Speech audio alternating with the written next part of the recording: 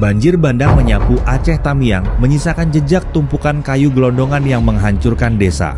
Bareskrim Polri turun tangan dan menemukan aktivitas pembalakan liar.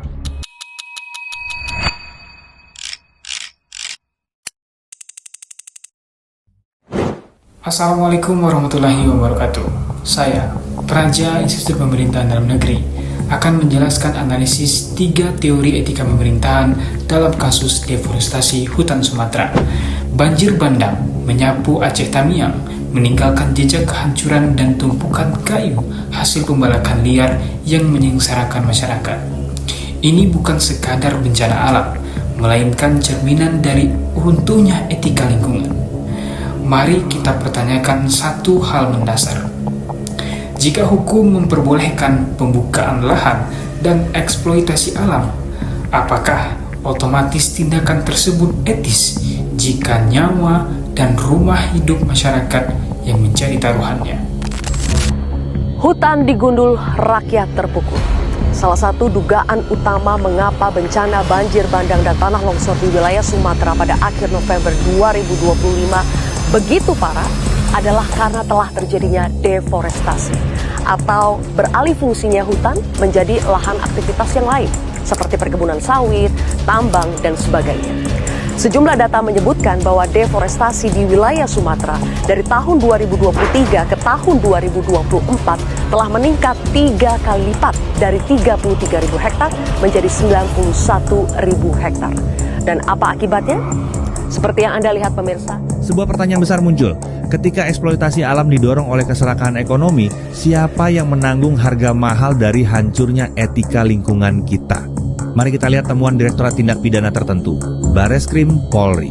Mereka menduga kuat ada penebangan di hutan lindung hulu Sungai Tamiang yang mayoritas tidak berizin.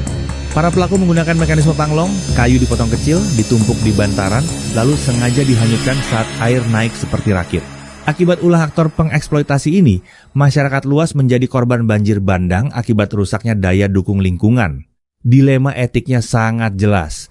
Perburuan ekonomi jangka pendek berbenturan langsung dengan kelestarian alam. Ada ketimpangan distribusi dampak di sini. Aktor pengeksploitasi diuntungkan secara finansial, namun kelompok rentan masyarakat lokal adalah pihak yang paling parah menanggung risiko bencana dan kehilangan ruang hidupnya. Sebagai calon pengambil keputusan publik, mari kita bedah kasus Sungai Tamiang ini dengan 3 pisau analisis etika administrasi. Pertama, utilitarianisme. Eksploitasi lahan dan pembalakan seringkali berdalih mencari keuntungan ekonomi atau pemenuhan kebutuhan pasar. Namun, kebijakan yang membiarkan hal ini sangat cacat. Pendekatan ini terlalu antroposentris, yang artinya memandang manusia sebagai pusat nilai dan mereduksi hutan lindung hanya sebagai komoditas ekonomi yang dihitung dengan uang. Kelemahan fatal dari utilitarianisme dalam tata kelola lingkungan adalah ia mengabaikan dampak jangka panjang dan mengorbankan kelompok lokal yang rentan. Kedua, deontologi. Etika ini tidak peduli pada untung rugi ekonomi, melainkan berfokus pada kewajiban moral universal. Secara deontologis, negara memiliki kewajiban mutlak untuk melindungi hak rakyat atas lingkungan hidup yang sehat. Pendekatan yang harusnya dipakai adalah ekosentris, di mana hutan Tamiang diakui memiliki nilai intrinsik yang wajib dilindungi, bukan cuma dieksploitasi. Pembiaran terhadap mekanisme panglong di hutan lindung adalah pelanggaran berat terhadap kewajiban moral ini. Ketiga, virtu etik, etika keutamaan.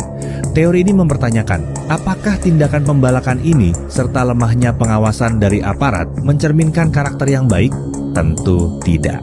Memotong kayu untuk dihanyutkan saat banjir menunjukkan absennya integritas, kebijaksanaan, dan empati. Dalam konsep green government, seorang pemimpin birokrasi harus memiliki karakter sebagai penjaga moral lingkungan, bukan aktor yang tunduk pada kepentingan rent seeking atau eksploitasi pasar. Dalam konteks birokrasi Indonesia, pembiaran pembalakan liar ini mencerminkan kelemahan institusi penegak hukum kita. Ini melanggar nilai ASN berakhlak, khususnya nilai akuntabel, gagal mempertanggungjawabkan akuntabilitas ekologis dan harmonis, kerusakan yang memicu konflik sosial dan bencana bagi warga. Polisi menyebut mayoritas aktivitas di Sungai Tamiang ini tidak berizin atau ilegal. Namun, mari kita tarik ke analisis kebijakan yang lebih luas. Seandainya pun kegiatan land clearing atau pembukaan lahan di hulu sungai itu memiliki izin investasi yang resmi, apakah ia otomatis etis? Jawabannya legal, tapi tidak etis. Izin administratif tidak boleh mengabaikan daya dukung lingkungan. Regulasi administratif hanyalah pagar batas minimum, sementara kelestarian ekosistem dan keselamatan warga harus menjadi kompas moralnya. Kasus Aceh Tamiang adalah bukti bahwa alam tak bisa menoleransi kebijakan yang abai. Solusinya, pemerintah harus menegakkan hukum yang kuat dan menerapkan penegakan green government secara substantif, bukan sekedar simbolis.